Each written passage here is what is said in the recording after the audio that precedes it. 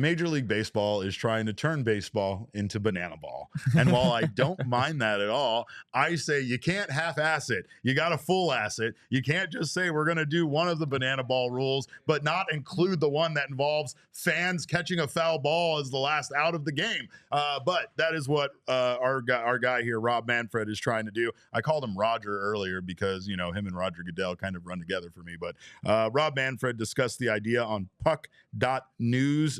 It's John Oren's podcast, and he said there are a variety of rule changes that are being talked about out there. One of them, there was a little buzz around it at an owners meeting, was the idea of a golden at-bat rule. Jesse, you want to tell us what the golden at-bat rule is? Well, it could be a variety of things. It kind of remains to be seen exactly what form this will take. But the general idea is that each team can choose one at bat at some point in the game where they can send up whatever hitter they would like to send up. So if it is, you know, the 8th or 9th inning in a tight game and you're down by a couple of runs or whatever, you got a couple guys on base and you're Torey Lovello and you want Ketel Marte to bat instead of Jose Herrera or whatever, you would have very much so. You would have the opportunity to do that just once a game. Can't do this. Each team gets one golden at bat per game, but it is only allowed in the 7th inning or later. That's one way they could do it. They could also do it anytime during the game. They could also have a rule where a team is only allowed to use a golden at bat when they are trailing or tied in the 9th inning or later. These are all stupid to me. This is all dumb to me. I hate it. There's so many different rule changes that baseball needs to improve the game and make sure that they're getting the calls right, getting accuracy right, that the last thing they need to worry about is implementing a rule where we're allowing a star player to come up and have an extra at bat in the game. I mean, first of all, I don't want to get all sanctity of the game here, Jesse, but I mean, we're really just going to constantly throughout the course of a season allow a Juan Soto or Shohei Ohtani to just have extra at-bats every game, just 5 at-bats, like just for the purpose of records and everything in baseball. That seems like, considering that we people harp so much on those records and how today's players would be versus yesteryear's players, like it just seems like an asinine move. Plus, like, what are we going to have? We're going to have like let's say Juan Soto strike out in the 8th inning, and then Juan Soto just gets to come back up to bat again right after himself, or he hits a home run and then he gets to bag it, or he hits a single and then they're like, ghost runner on first. Come on back, Juan. You get to hit again. There's a lot of stupid things here that I don't like about this, but I really think that this is one of the silliest rules they've ever talked about adding to baseball that just does nothing, I think, to add to the enjoyment of the game. There's a lot of different layers of this. I have a lot of questions, Derek. Just a lot of different things running through my mind. One of them being bullpen management.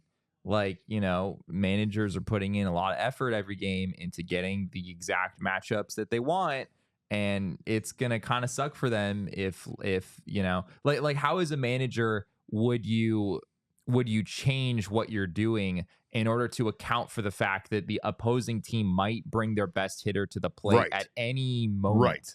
Like you just wouldn't have a lot of control over that. And then you still have the reliever rule where they have to face 3 at batters. So it's not like you can all of a sudden stop because they're bringing in their best guy. Right. And bringing, like, that's what's going to be next is there's going to be a golden bullpen rule where you can just once per game bring in your best reliever for 1 at bat. But then you can take them out and put them back in later because you can bring in your closer just to pitch to one guy and then bring him back in the game. I hate it. It's stupid. You know how stupid this sounds? This is so dumb. They won't even implement the strike system of challenging balls and strikes. They won't implement. They're trying to do the stupid, like to see if they went around the check swing system. Like, there are other things that baseball needs to invest their time in, and this is not one of them. I know it's merely just an idea. I know it's just something that the owners are floating out there.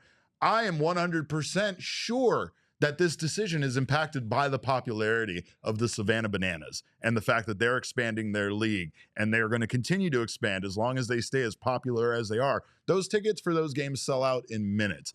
But Banana Ball has the kind of popularity MLB wish it could have. But Major League Baseball can never be that. That's the reason why that works. So for them to want to like slowly, gradually move baseball itself into a world where it's more like the Savannah Bananas, I just think it's the wrong move. I like that's that for a reason. You know what I mean? Like I appreciate the Savannah Bananas for everything they've done to make baseball more fun. And I appreciate the fact that they have all these crazy rules and that they actually let their games, unlike the Harlem Globetrotters back in my day, play out in an actual game, right? Like there's no way for you to like fake baseball. Yes, you're lighting the baseball on fire at point. Yes, the pitcher's on stilts. Yes, if a fan does catch a ball, it was registered as an out in like the ninth inning, which is my favorite rule about banana ball. I don't want to see that goddamn rule in baseball. I don't want to see in the ninth inning someone catch a Giancarlo Stanton home run and it counts as an out because they did the rule that they have in banana ball. Like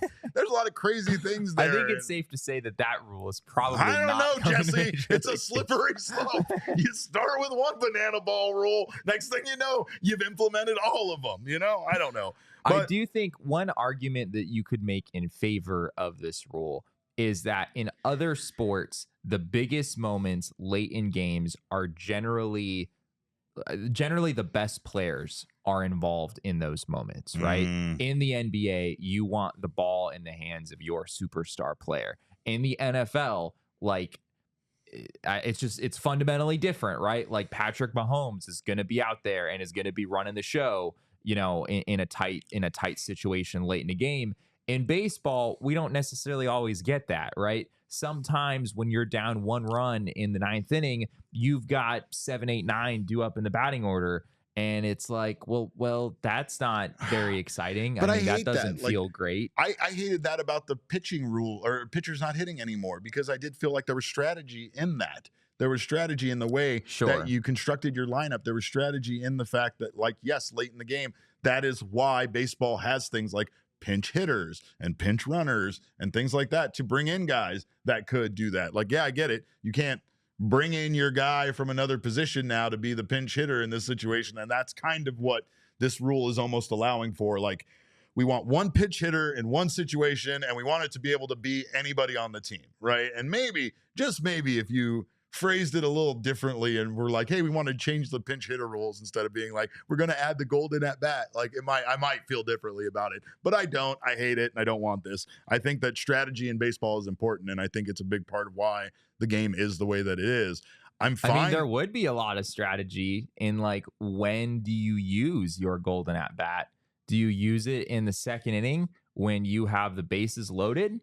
Or do you wait until later in the game when, you know, maybe things are kind of going down to the wire? Like, I think there would be a lot of strategy. It's just different, right? I get it. It feels gimmicky. It's similar to like a challenge call, right? Where you like, you have to pick and choose when you want to use it. You can't just use it whenever. And if you blow it, you might need it later in the game. And then you don't have it to Although use. That does give me an idea, Derek, because with the challenge system, if your challenge is successful, then you get another one, right? No, turn his mic off. We're not doing that. We're definitely not doing that. We're not giving you a second golden at bat if your guy hits a dinger. Absolutely not. We're not doing it. But anyway, we do appreciate you guys coming by. We'll tell you this: the fact that Rob Manfred is discussing this on a podcast like you're watching right now is a very telling sign that we could see this at some point, either in the minor leagues or at a minor league all-star game or something. So make sure to keep your eyes peeled for that.